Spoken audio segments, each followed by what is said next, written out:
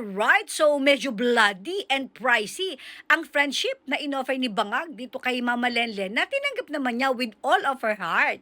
Of course, 500 million ito para sa pag-upgrade ng Coliseum ng kanyang mister na si Jesse Robredo. Hindi ko nga alam kung ano pakinabang ng mga taga-Naga diyan sa Coliseum ng asawa mo. At kailangan talagang i-upgrade ito ng nagkakahalagang kalahating bilyong piso.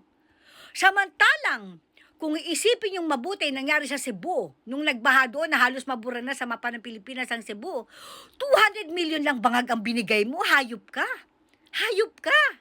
5,000 para doon sa mga partially damaged sa bahay at 10,000 para sa totally damaged. Napakahayop mo, napakababa ng tingin mo sa mga Pilipino.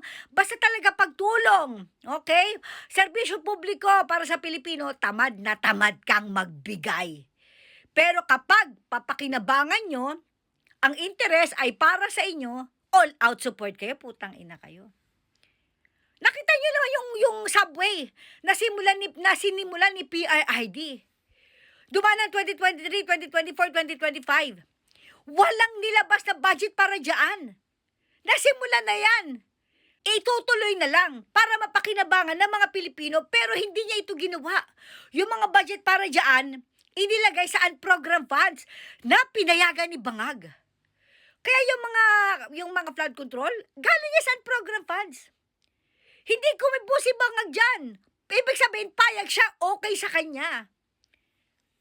Putang ina ka. Pag talagang para sa Pilipino, ayaw mo. Tamad na tamad kang magbigay, hayop ka. Naalala ko tuloy mga kumari kong buntis sa 4-piece.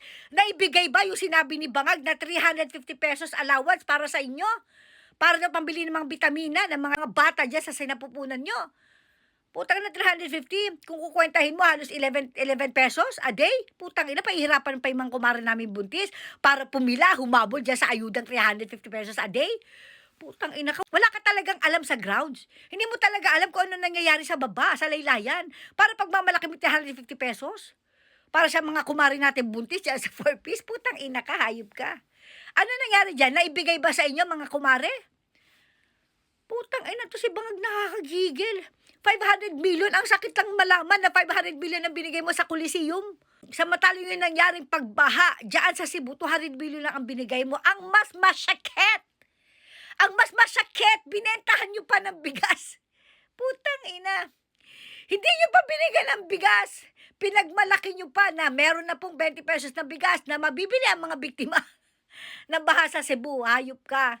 Putang ina ka, hayop ka talaga, Bangag, hayop ka.